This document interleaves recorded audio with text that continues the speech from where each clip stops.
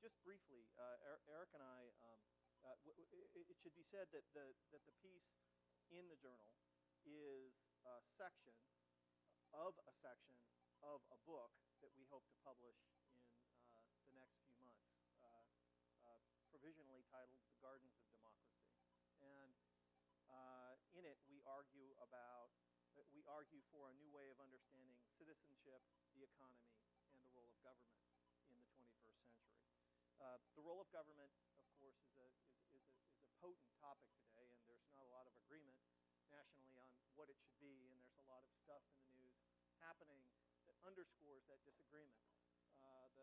The discord in Wisconsin, the budget fights nationally we're having, the near bankruptcy of virtually every state in the nation. These are very obviously a sign of the fact that we don't have a lot of agreement about how government should be organized, and who should pay for it, and what its role is. It's also true that on the left and right, there is general antipathy towards government. Distrust. Distrust is one word. It's worth bringing up anecdotally that we're in the process of another project which involves focus groups, talking to middle-class Americans about economic issues, and what's particularly disheartening is that the people in those focus groups, the dominant feeling they have towards the economy is one of hopelessness. The dominant feeling they have towards government is one of hopelessness, that they really don't believe that it can be changed.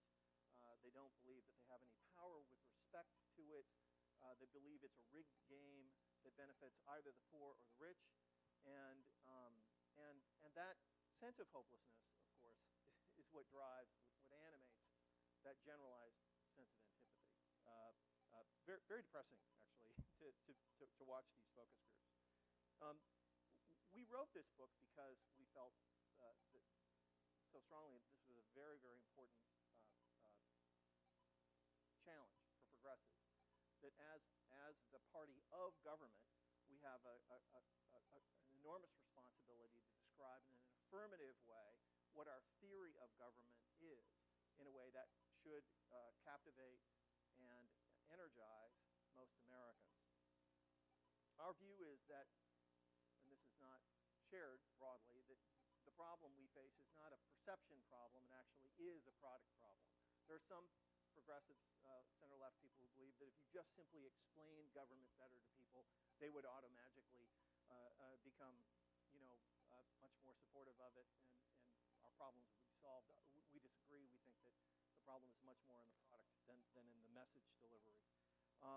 The other thing that we think as Americans we have to reckon with is something that in my world of building companies and organizations we call a complexity catastrophe.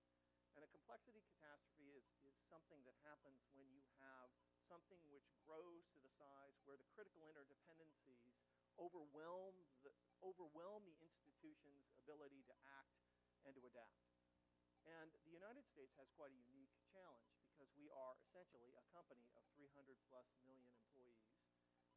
We have an extraordinary diversity of interests and cultures, and that the problem of managing that is several orders of magnitude more complex and more challenging than, for instance, managing 7 million blonde Swedes. And we simply have to reckon with that complexity catastrophe, which underlies a lot of the difficulty that people have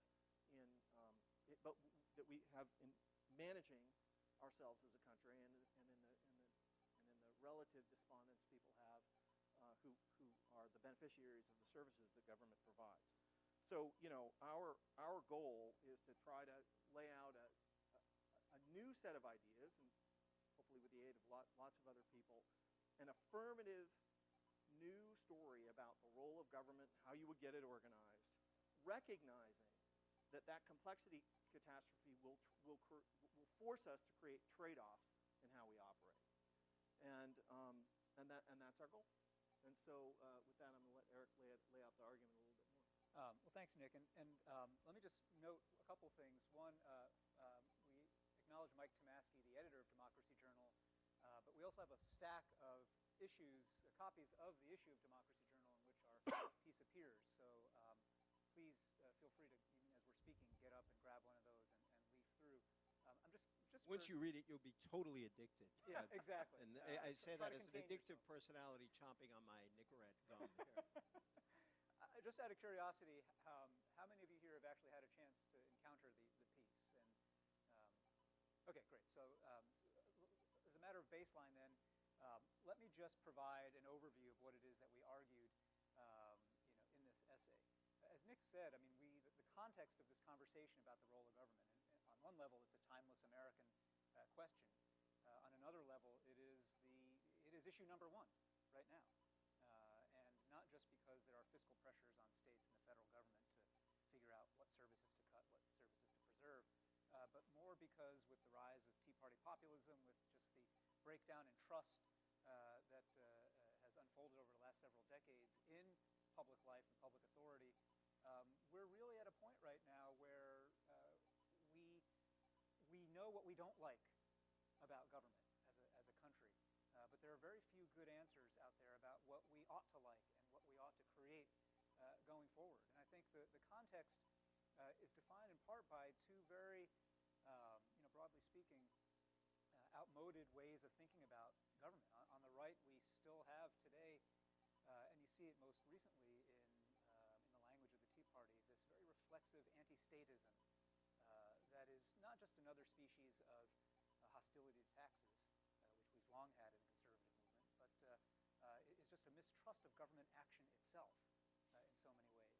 And obviously these are times where, for a variety of reasons, ranging from the response to the economic crisis and the bailout of the banks and GM and the like, where a public that may not understand the full context is going to be very responsive to a message of enough of the state, enough of big government, enough of bigness.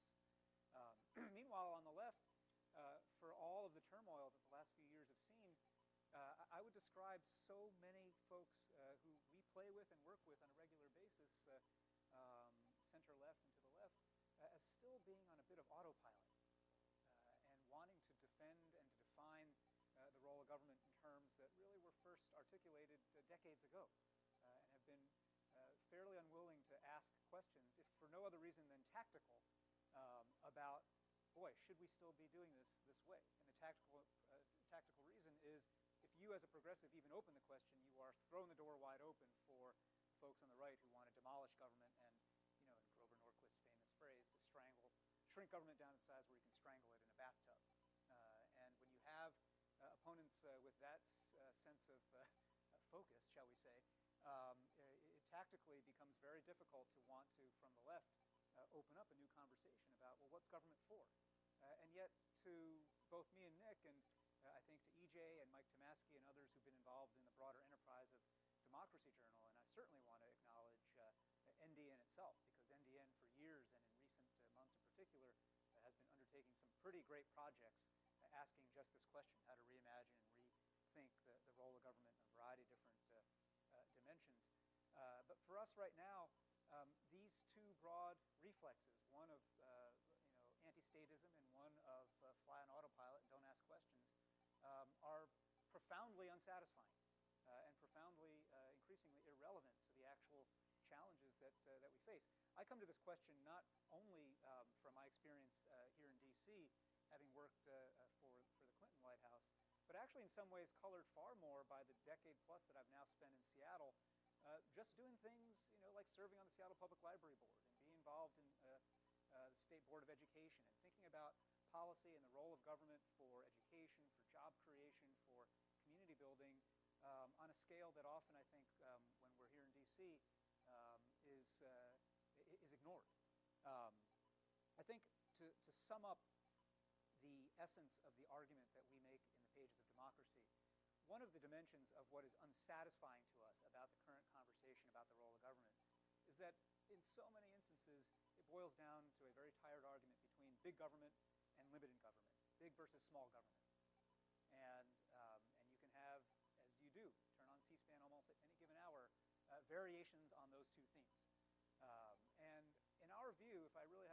our argument down to a real nutshell, our view is that the argument is not about big government versus small government. What we need right now in this moment, at this time in history, is government that is big on the what and small on the how.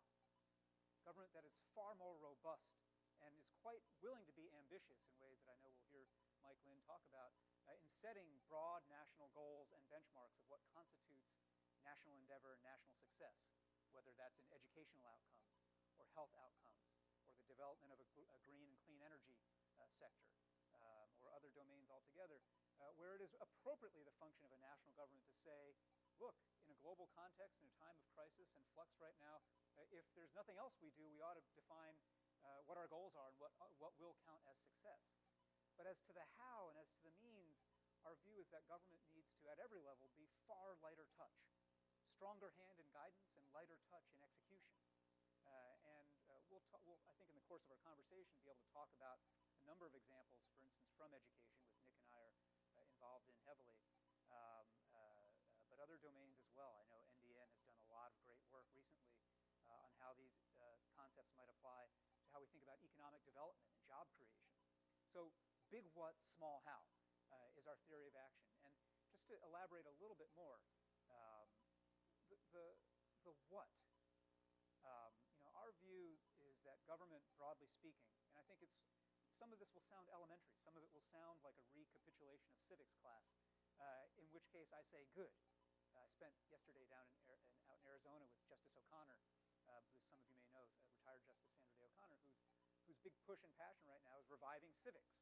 And part of her reason is that far too many of us, even people gathered in a room like this today, far too many of us are detached from a ground-level understanding of not just how a bill becomes a law, but what it means to show up and live in public, what it means from the level of values and mutual obligation to understanding the systems of government and the marketplace and nonprofit sector, to understanding the hard skills of how to be influential in civic life. And she's on this big push to change that. And for me, the recapitulation of that, I'll say right now, of the what is really simple. Government should set great goals. Government should provide the tools so that every single one of us as citizens can actually participate effectively. And those tools are education, they are a baseline level of health, they are social capital tools like that. Government's third job fundamentally in the what category is to foster trust. This complexity catastrophe that Nick is talking about is not merely a management challenge, as massive as that is, but it's a challenge in a country of our diversity of simply being able to sustain enough mutual trust within our diverse communities so that people want to have common cause and common purpose. And then the last big what is simply to foster true competition. For all that we lionize and idolize capitalism and kind of a Darwinian way of let the strong survive in this country, really we are structured in so many ways in our public policy and our public culture to reward the already strong and to ignore those who are not yet in the game, and to leave so much of our talent untapped. And that's on the what side. The how, which we'll get into a little bit more, is, I guess I would reduce down to a simple metaphor. And this goes actually to the book that Nick and I are writing, of which this article is a small piece. In our view, as a matter of metaphor, we have been for a century plus stuck in a frame of thinking about the world, the economy, and the role of government in the metaphor of a machine. We think about things in mechanistic terms. The economy is run like a machine. You regulate the economy the way you would regulate a machine. You adjust it. You expect it to get to equilibrium in some ways. You think about political machines. You think about marketing machines in the business world. And in our view, it is time to replace altogether that metaphor of the machine with the metaphor of the garden. And that the world, whether you're talking about the economy, whether you're talking about public life, you're talking about neighborhoods, you're talking about your families, behaves far more like a garden or a natural, complex, adaptive ecosystem than it does a predictable, mechanistic machine.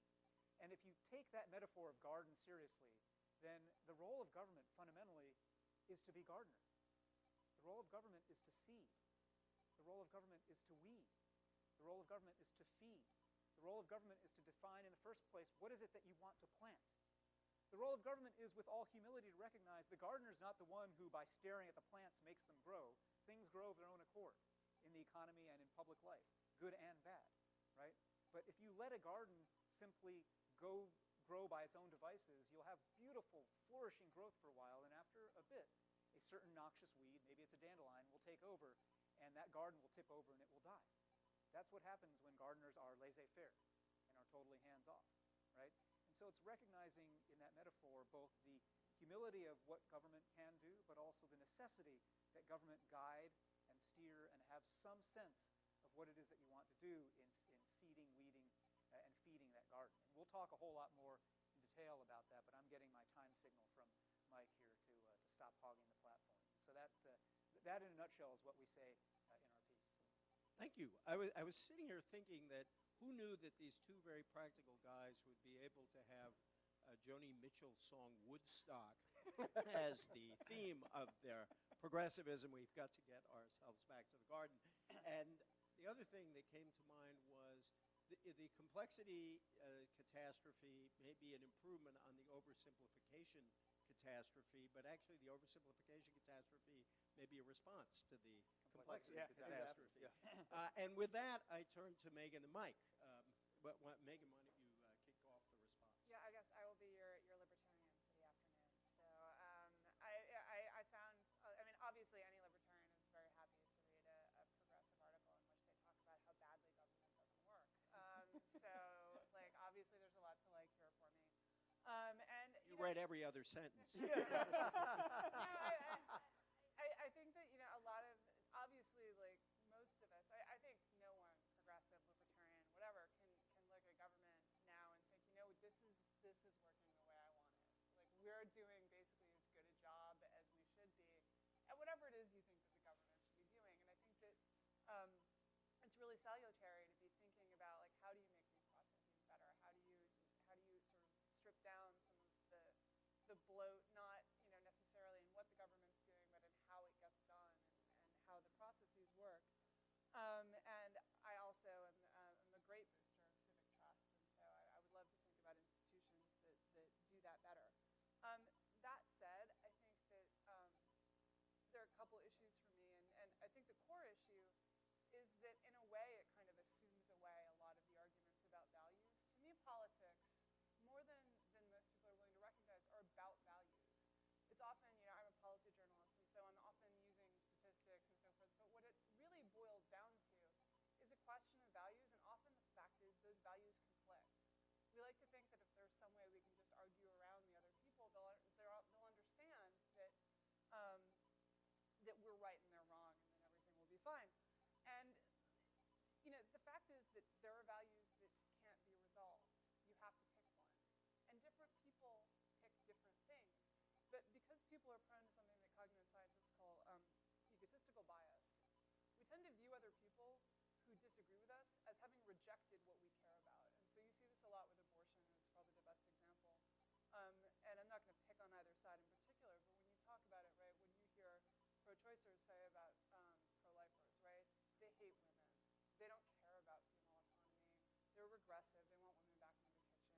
What do you hear pro-lifers say about pro-choicers? They don't care about babies.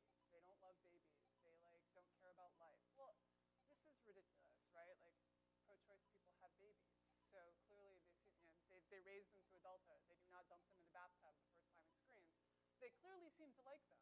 And on the other side, there are many, like half of pro-lifers are women, and I assume that they don't all hate themselves. Many of them work outside the home. There's not. What's happening is that you have two values that can't be reconciled. On one hand, you have a thing that's going to live if you don't have an abortion.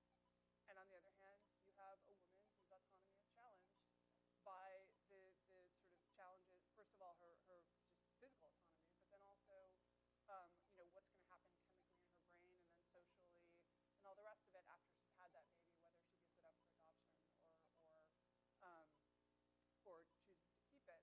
These are really complicated issues, and ultimately people are choosing different things, but they don't see it that way. They see the other person as having rejected what they care about, as being in some sense. And so I think the article starts off by talking about minarchists.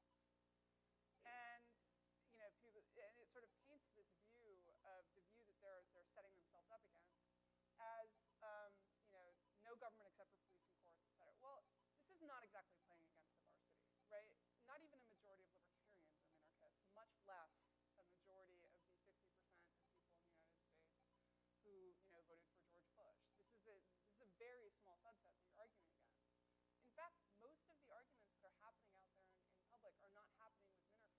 happening with people who have made slightly different value judgments about things that aren't commensurable.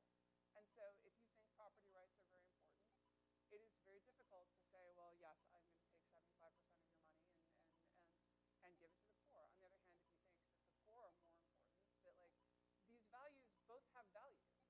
The right to the product of your work is an important value. I think almost no one would say that it's not, right? And yet at the same time, so does keeping people alive who are needy. But all of these things have limits, right?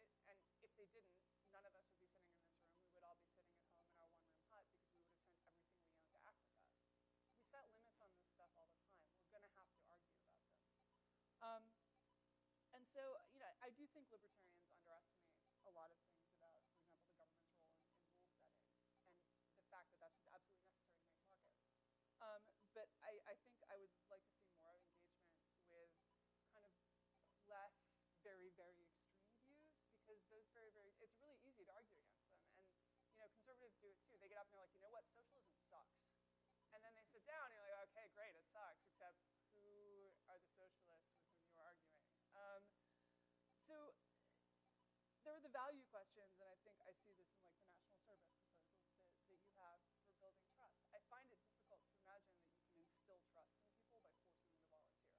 You can't create civic virtue. I also think there's a value question here. For me, individual autonomy is extremely valuable. And so forcing people to do this really challenges something that I think of as fundamental about being American. And even though I like trust, you sort of can't overcome that question merely by saying trust is important. But there's also efficiency problems. The practical question of, does this build trust? And I see that going through other things. You talk a lot about becoming a better contractor. And the supreme irony of my life is that my father is a lobbyist for the government contracting industry. So every time I write these mean things about lobbying, he'll be like, you know what, pay for college, right? But it's the rest of this panel will be talking about the psychiatry of all. Exactly. Very good of you to be Your open. therapist in the audience. I am definitely the black sheep of the family. But it's actually given me quite a lot of respect for what lobbyists do and also for how hard government contracting is. And you talk about wanting to make it better, and I think everyone wants to make it better. Everyone in the process wants to make it better. The problem is it's a lot harder than it sounds to just say we're going to do outsourcing better. We're going to contract for stuff better. Which of the goals do you want to give it? So, for example, Southeastern High-Speed Rail Corridor, my favorite example. It was initially finally approved in 1993. And, it had been proposed about a decade. It had been sort of talked about on and off for quite a long time. As far as I know, they are still on track to complete the final environmental impact statement by the end of next year, which means that they will actually be able to break ground sometime in 2012, 2013. That's 20 years to do something that's going to go 60 miles an hour, basically, on existing railbed. Why is this true? Federal money adds an average of 5 years to a contracting project. And the reason that it does this is not that, no one wants this to be different. It's that you have oversight goals.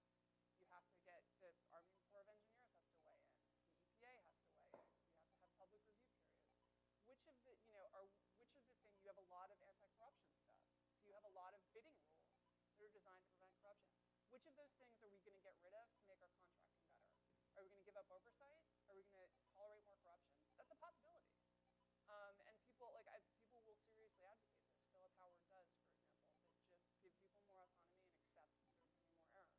Are you going to give up the environmental review? Or are you going to give up the public accountability that allows environmental groups and other activist groups to block these projects endlessly? These are, sort of core questions that I think are usually when people start talking about good government, they're kind of run over. The fact is, it's not easy to make government better, and that's not because I'm a libertarian who hates government. That's also true, but it's not easy to make government better because government does things. It has 300 million bosses, and it does things that are often very hard to measure. David Cutler, the Harvard health economist, once said to me, the hardest areas to measure productivity are health and education. It's not surprising that the government does more and more of it, and that costs are spiraling completely out of control in both areas. The government does stuff that's hard to measure. It has accountability goals that private corporations don't have because it doesn't have the risk of going out of business. aren't they having the risk of a politician getting unelected? It's an extremely diffuse, slow, difficult feedback process, and in a democracy, it can't be any other way.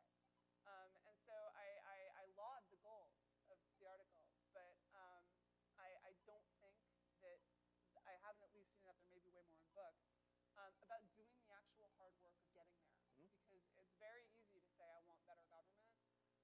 It is, or to assume away all of these hard value conflicts that you're going to have, but it's very hard to actually even do. You've been on the public library. It's very hard to do even a little bit of it. Eric wanted to jump in, but can I bring in Mike first, Sure, and you then bet. you Yeah, can yeah, you will have. Was I correct in hearing Isaiah Berlin lurking behind some of those comments? Because, which I mean as a positive statement, because the whole idea of incommensurability is a fascinating point to introduce here. I guess Mike and Simon organized this panel. It's actually in some ways perfect, because the real argument in our society in some ways is not liberal conservative, but libertarian and populist. And I think of Mike in some ways as the head of the Andrew Jackson, William Jennings Bryan Institute of Politics. He might have easier with Jackson than Bryan, but I will leave him to that. It's great. Cross the gold in his back. Well, I prefer Alexander Hamilton and Henry Clay. But At least we That's both all right. agree on the gold standard, apparently. There are a lot of closet wigs around, actually. Well, I've been a big fan of Nick since he collaborated with Eric on The True Patriot, a book which argued what should not have been in dispute, that you can be a liberal and a patriot at the same time. And I've been a fan of Eric since the mid-'90s, when he narrowly escaped being the fourth co-founder of the New America Foundation. He has not aged a day since. He's like Dorian Gray. You're the poster boy for extending the social retirement security age to 90. So, But he's done better than Dorian Gray.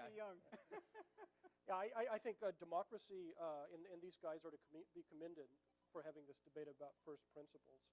Where I would push back is I'm not sure this government should steer but not row idea, which has some validity, rises to the level of a first principle as opposed to a kind of pragmatic expedient. And since this is a debate, not a love-in, I'm just going to push back on two of their proposals. One is that you could take a lot of things the federal government does now and do them at the state or local level. My problem with that is, if you look at what the federal government does, by and large, the federal government is vastly more efficient than state and local government. Essentially, the federal government does Social Security, Medicare, which is a matter of cutting checks. And you can argue about the budget and the spending and all of that, but there's very little administrative overhead. And the Pentagon, which has its own problems, but it's generally, all three of these are quite popular. My first job in Washington, in my previous life as a conservative, was at the Heritage Foundation in the 1980s. The editor of their magazine took me to lunch one day and said, we conservatives are screwed if the American people ever realize that the parts of government they hate the most are state and local, like the Department of Motor Vehicles. And they actually love Social Security and Medicaid and the Pentagon.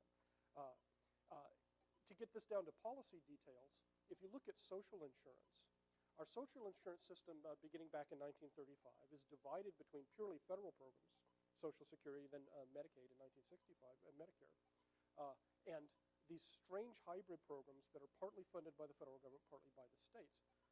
There's no libertarian or conservative argument for doing this. It's a historical accident of the fact that segregationist Southern Democrats, insisted on it when there was a neo-Confederate wing of the Democratic Party.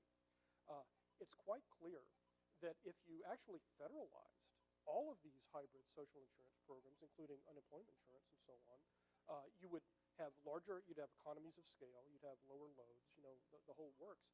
This idea was put forth in the case of Medicaid by Greg Anrig in Democracy Journal of federalizing Medicaid. But he wasn't actually original. It was proposed by President Ronald Reagan in 1982, that it made sense just to completely federalize Medicaid. So on the social insurance front, I'm not sure this steer but don't row applies necessarily. And then when it comes to contractors, and if you don't mind my invoking my family history as you've opened the door. Nick and Eric propose privatizing the granting of hunting licenses. Coming from a hunting and fishing family, I can say first, I've never heard anyone complain about getting a hunting license. I mean, there doesn't seem to be a big crisis there. Second, what would happen if you actually privatize this? Because there's no market for hunting licenses. I mean, it's a purely government function. Essentially, you have a concession that you grant to the contractor. Either the contractor is doing this in lots of states simultaneously, because if you don't get the concession, where's your income? It gives the contractor an enormous incentive to lobby, because that is the source of revenue, right? I mean, they don't have other things going, if the concession is the main source of revenue. And we see this in the defense contracting industry all the time, the scandals constantly. In addition, and this is something that we should bear in mind from the criticism of the regulators in the financial crisis, if you're going to privatize a former government function and have contractors do it, you had better have lots of people supervising them, preferably people who do not aspire to jobs in the industry that they are regulating. So that was just the question that came to my mind. Are you going to have 50 hunting license lobbies in every state capital, right, once this is privatized? And are you going to have regulators?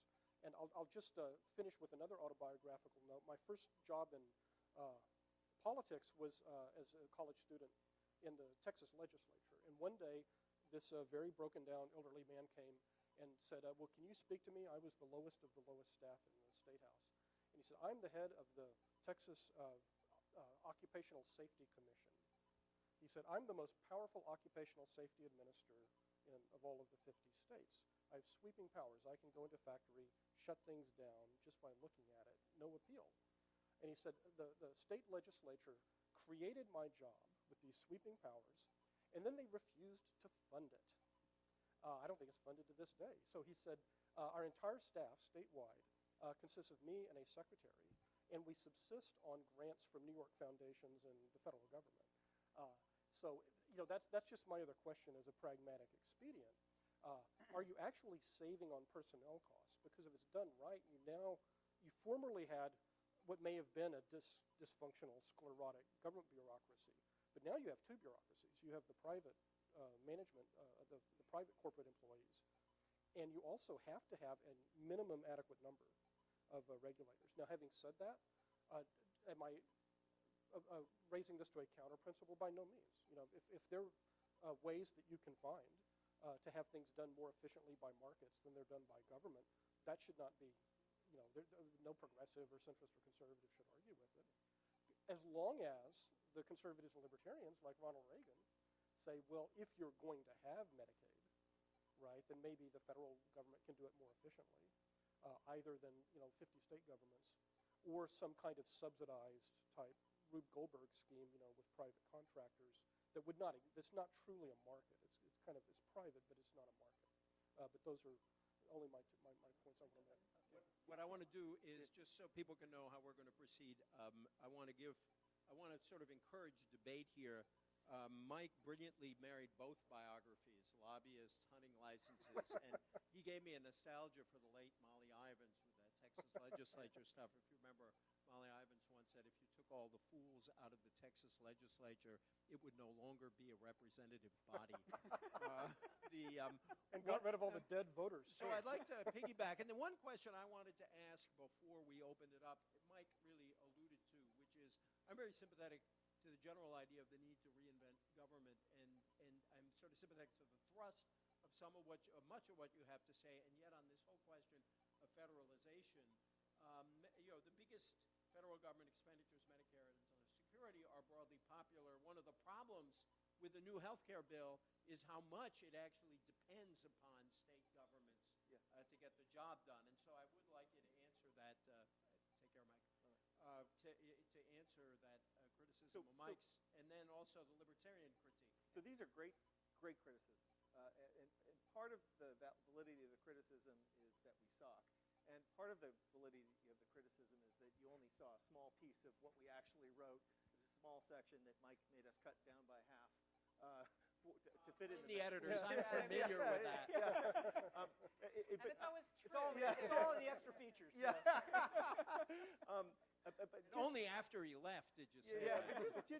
I just have to jump in on what Mike says, because although I am not a hunter, I'm a fanatic fly fisherman, and I have fly fished all over the place. And in fact, fishing licenses are privatized. You don't go to Department of Motor Vehicles to buy and take that horrible ticket and sit in the back with the people for an hour and a half to get your fishing license. You walk into a fishing store, and a very nice lady is very happy to sell you a fishing license in a moment because he or she makes a fee on selling it to you. And in fact, it's so good now in places like Montana where you walk in and they already have saved your data so they can resell you that hunting license instantaneously without taking any of your information. So this is precisely what we're talking about. That's exactly the kind of innovation that I think letting market forces work benefits. On your bigger federalism point, we totally agree with you. We just didn't articulate it in the article. I mean, there is no doubt that programs, social insurance programs like Social Security and Medicare should be federalized. They work best that way, and we don't have any criticism of that whatsoever. So a couple things to build on that. Lest those of you who haven't read the article get the impression that it's about either hunting or fishing licenses, I want to say the one more pertinent example that we cite as a good exemplar of the way we'd like things to go is race to the top. So President Obama's education reform initiative here, in which, to just recap it briefly, they had a pot of money and they set a couple of broad goals, 4 broad goals for states to compete on to get a slice of that funding. And they set those goals, and they were about math and science, about having more charter schools, so on and so forth. I'll get to Megan's very good point about values, about, well, what's in those goals, right? But let's just stipulate here, there were goals, right? That this administration won an election, and in winning the election decided to run the government in such a way that in its education policy, it would set 4 broad national goals and then say to the states, go to town, compete on coming up with the best plan for how you might use a slice of this money to get at these 4 goals. We will not dictate how, we will not dictate terms or means, but we want to set a benchmark, right? And to us, this race to the top methodology, it's actually one of the frustrations that I have with the current administration is that they vastly undersell the potency of this model. If you haven't followed this, by the way, maybe some of you haven't, this relatively small investment catalyzed more public education reform quicker than anything anyone's done in 40 years.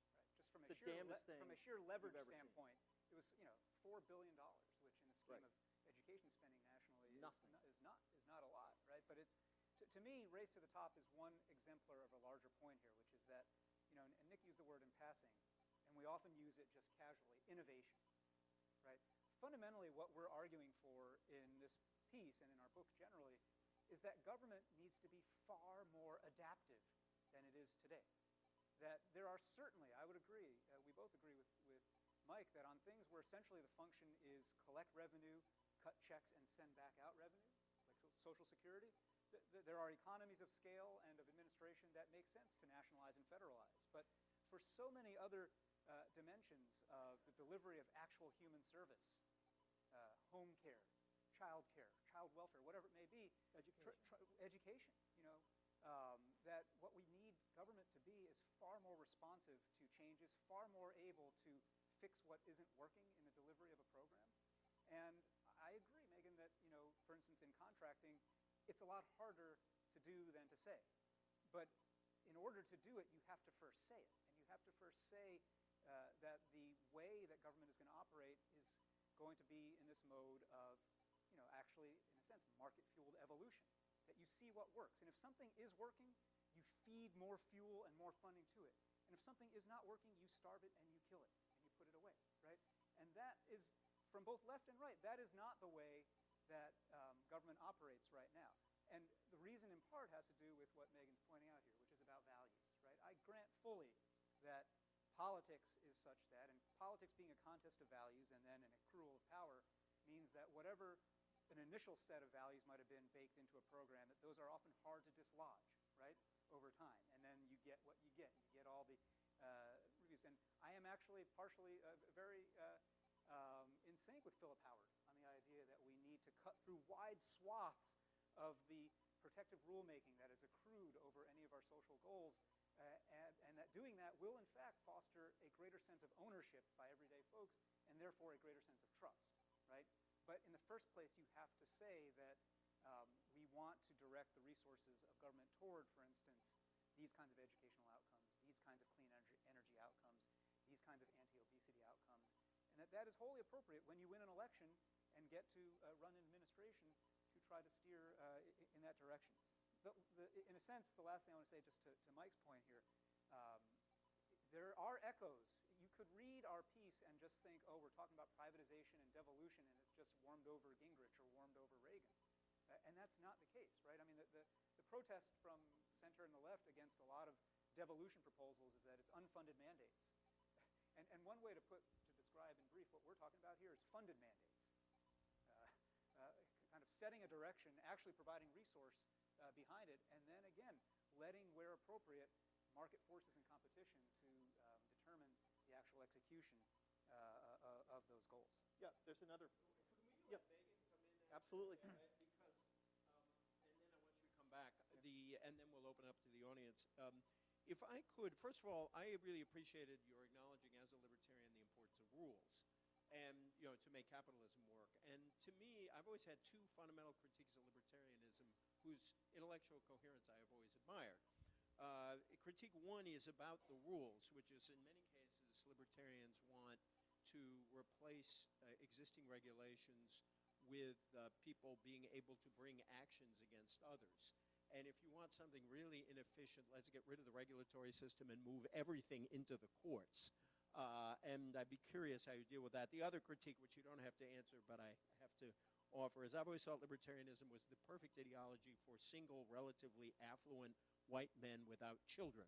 Because it is a group that absolutely does not need government and views government as a pain in the neck. And as soon as you have to worry about kids, as soon as there's a possibility of becoming dependent or being discriminated against, then government becomes something that's much more attractive. You don't have to deal with the second if you, I just wanted that out there.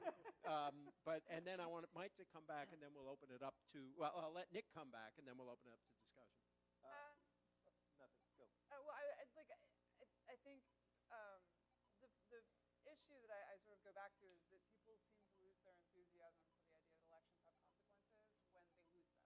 And, like, you definitely saw this in 2010, right? Suddenly, like, what do you mean? I don't understand. Elections, but I don't know what you're talking about. So, like, I do think that that's part of it, is that, like, it's hard to get a consensus that elections have consequences. It's only possible to get a consensus among the side that won. And you end up with this kind of quite bitter other side that then spends all of its time plotting to get back in and, like, smash whoever did, So it turns into kind of a colossal game of tit for tat.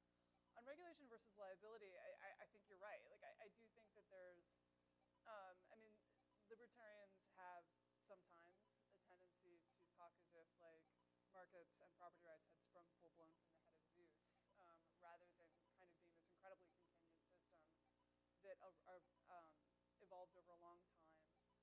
On the other hand, like,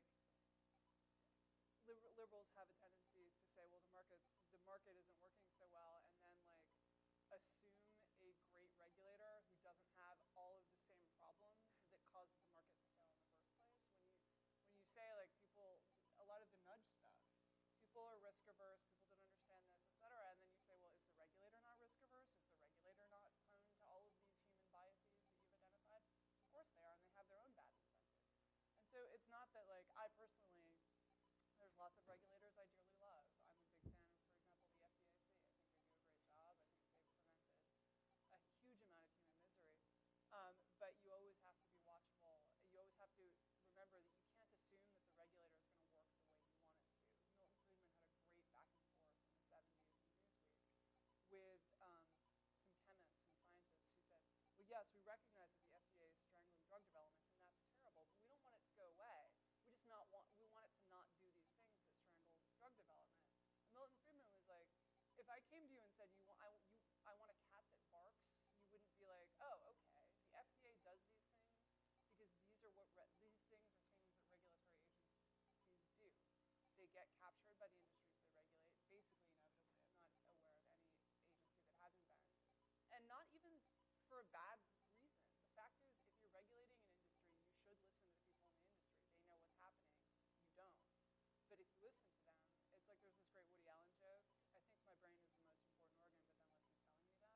It's right, like they're always gonna perceive their interests as being very important and worthy, et cetera, because that's how human beings are.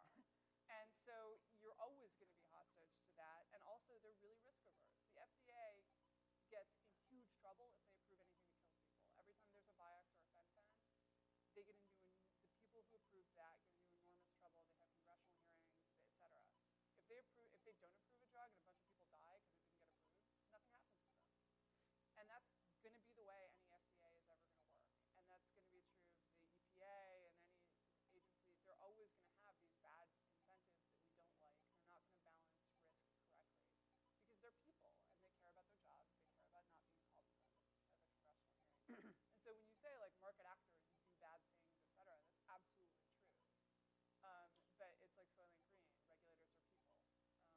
You can't sort of get around the problems of having people by getting people to vote on stuff. In fact, voting often creates, there's all sorts of political science literature on all of the bad results that you get from voting and the ways in which it's not actually possible to create a system that replicates like the will of the people. I just want to say one more thing quickly because in theory, I love so much the idea of like this kind of fast market-based discovery success. I mean, like I say market in a very loose way, right? You throw something against the wall, you see if it works. If it doesn't work, you kill that and you move on. Like that is the ideal of government, right? But it's not the reality of government. We don't have farm subsidies because anyone outside who is not actually living on a farm or elected by someone who lives on a farm thinks that they're a good idea. We have farm subsidies because like you go and you talk to my uncle Leon, who was a dairy farmer for 80 years, you talk about milk price supports, and like that's his living. If you mess with that, he will not only vote you out of office, he will storm down to your office with a actual pitchfork and stand there and yell stab at you, you. right? No, he was It's a peace-loving pitchfork. Yeah, but he will stand there. Does with your his- dad argue for milk subsidies as a lobbyist? No. See, my dad is the other side of the family. Like urban, rural. Do I contradict myself? I contain multitudes. And so like you have concentrated benefits and diffuse costs, and the logic of that is like healthcare reform. I heard this over and over again. Right? There was always this magic pot of money that they were going to find. They were going to save all this money, and then they were going to spend that on doing all the new stuff they wanted to do.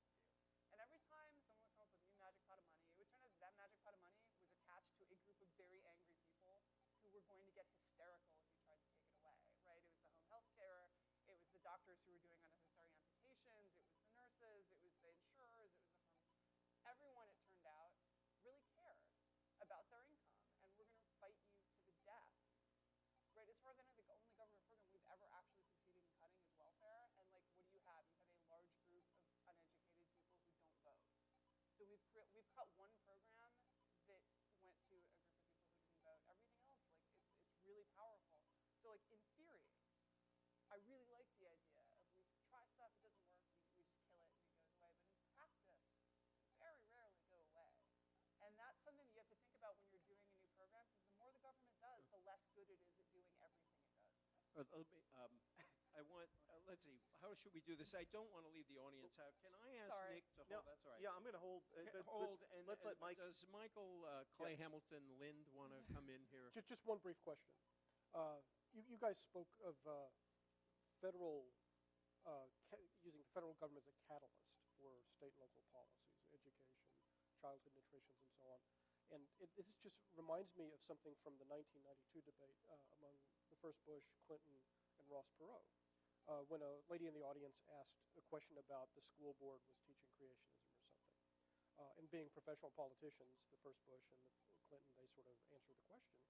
Perot said, "Ma'am, I'm running for president of the United States. I'm not running for head of your local school board. That's a school board question. Why are you asking me that? This is a national race, right?" So my question is, Pretty good, bro. is there, lots of practice, is there, it seems to me that you would strengthen your argument if you said, there really are some things that should be done only by the states, where people in Washington should not be, giving them little bribes of money in order to make them more efficient. But really, there's no unless you think that every single state, county, and city policy, all of those policymakers need to be nudged by smarter people in Washington.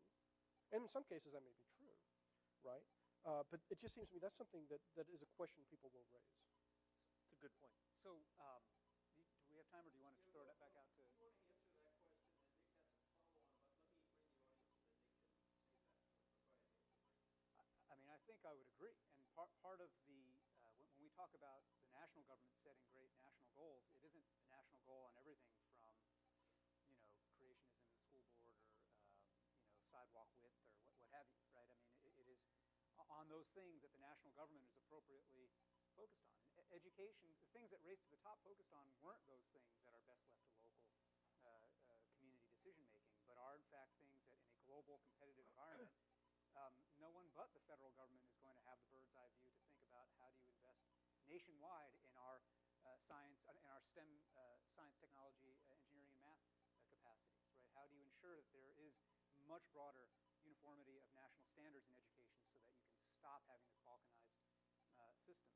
The thing that I would say about Megan, I think it's in a way, Megan, your point, which is a very, I mean, it's true that history makes you pessimistic about the ability for government to behave this way, but it's ultimately an argument that you're making against democracy, right? And I think that the fact that in a democracy regulation can lead to unintended consequences is, for me, not an argument against action.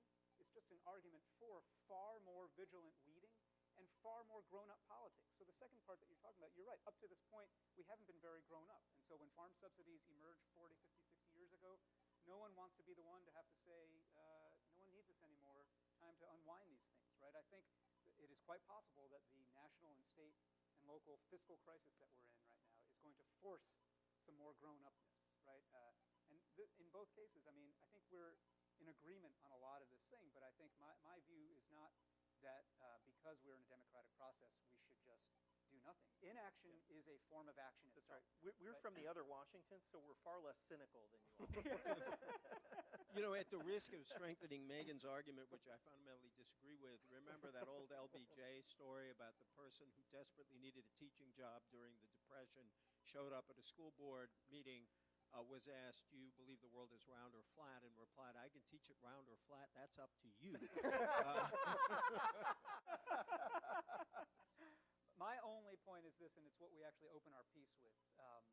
For those of you in the room who are Democrats and are progressives, ultimately the burden, and why we wrote this piece, the burden falls on us to advance this conversation and this argument.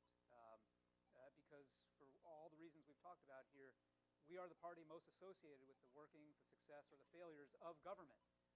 And simply to cede the field in the debate to those who want to bash it without responsibility for running it or improving it is falling down on the job on our own part. And so if you're progressive, you owe it to yourself and to your cause to question government with as much rigor as Megan does. And if you are not progressive and are of that worldview that Megan's describing, or if you're coming from where Mike is, which, Mike, he's got a forthcoming response to our piece that'll be in the next issue of Democracy, and in some ways is calling for more of a good old-fashioned, centralizing big government, single-payer, approach to things. If you're coming from that direction too, whatever it may be, it is time that we ask the question in ways that are just beyond the very stale debates that are going on both in Wisconsin and in Congress here, and ask ourselves, A, what does it mean to rethink this, and B, what does it mean for us finally to be grown-ups about it, and accept the trade-offs and accept the consequences of what it is that we're proposing. And it is great to end on an evangelical note. So thank you all very, very much, and thank you all for coming. Thank you.